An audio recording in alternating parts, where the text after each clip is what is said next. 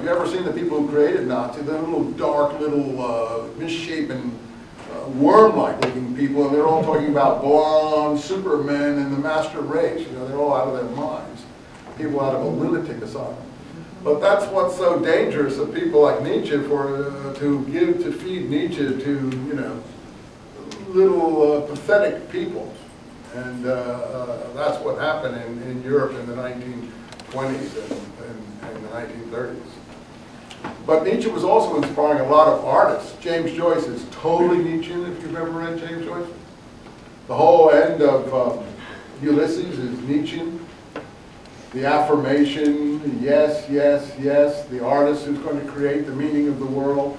All that is part of Nietzschean philosophy, and these guys from the 1880s are all being influenced by that. If you've ever seen the movie Zorba the Greek, how many have seen that movie? Famous movie. Zorba is a Nietzschean character. It's only he's in Greek gods. Anyway, Lawrence is very influenced by Nietzsche, but he disagrees with Nietzsche. Nietzsche loved Greek civilization, and Lawrence abominates Greek civilization. He wants the pre-Greek civilization. He thinks before Greek civilization there was a more beautiful civilization. And he calls it, I guess, paganism or whatever you want to call it, but he thinks it isn't exactly the harmony or whatever that you get in the Greek civilization that goes into Christian civilization that both Nietzsche and Lawrence are very much against, but into something more beautiful is what he is striving towards. And this is what he expresses to you in Etruscan places. He puts this philosophy very strongly in Etruscan places. And you see, it's in his novels too, but it's particularly in a book like Etruscan Places that we're looking at. You say, you know, who would ever read Etruscan Places? Well, what have we to do with Etruscans? Well, the Etruscans were a civilization that were before the Greeks and the Romans. In fact, people think that the Etruscans gave birth to the Romans, and the Romans crushed the Etruscans, and that's how Lawrence starts the book, about how the Romans crushed the Etruscans and gave them a bad name. And we live in a Roman world as far as Lawrence is concerned. And that's one of the worst of all possible worlds as far as he's concerned. And I have to agree with him. I think that the Romans have gotten too good a rap in our day. And Hollywood movies still continue to give them a good rap. Movies like Gladiator and things like that, it makes the Romans look really interesting and important when they're really terribly barbaric and bloodthirsty. Pretty horrible. In any event, I think Lawrence has the right take on the Romans, and he'll express that to you in this very first sentence. The Etruscans, well, how does he put it here? I love his first sentence. It's one of the best first sentences in all of literature for expressing something quickly and easily. I think he says here, let's see.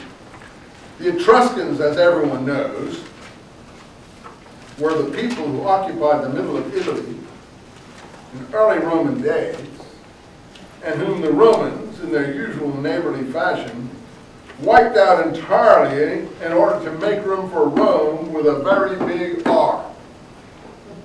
Well, you can't get a better first sentence than that in any book, and that he just would write that off. I mean, with a very big R. And, you know, you're even laughing when I say it, but the point is that, you know, he's writing already tongue-in-cheek. That's sarcastic. I mean, he doesn't really like the Romans. He thinks they're horrendous. And he doesn't really think the Romans were, the Etruscans were this nasty little people who the Romans relieved us of. He thinks the Etruscans are wonderful.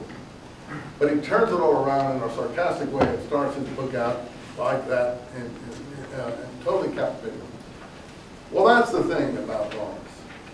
He is probably one of the best natural writers you will ever encounter. And he proves it in little books like this. And his poetry is wonderful too. If you ever have a chance to read his poetry, I recommend it to you. It's not famous in the sense that, you know, rhymey, you know, ethereal, sort of beautiful sounding poetry is famous, but he writes in free verse also, just like Lawrence. He actually wrote a book about American literature, which is the best book about American literature I think anyone's ever written. Maybe just like Whitman. I'm just like Whitman. He wrote a book about American literature, which is probably the best book about American literature that anyone's ever written, called Sketches. I think it's called Sketches in Great American Literature, and it's about people like Fenimore Cooper, Whitman, Melville. He rescues a lot of these writers from obscurity and makes them really important. I think it's Sketches in Great American Literature or Famous American Literature, probably listed in the beginning of the book here. Let's see if I have it listed here. I don't think I see it right offhand. But in any case, I think Sketches in Classic American Literature. If you want to read a good book readable on American literature, read that. That is one of the best, most readable books that you can possibly read on American literature, and you'll know more than most of your instructors in this college. Don't say I said that. I take it all back. I never said it, and you can't quote me.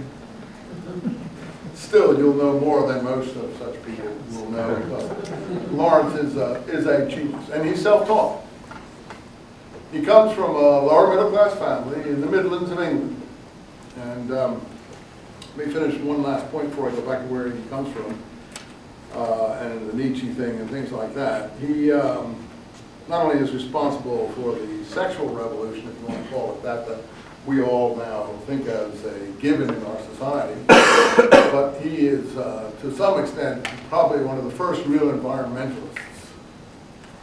So between environmentalism and sexual revolution, we're dealing with a quasi-prophet here, not just a literary person.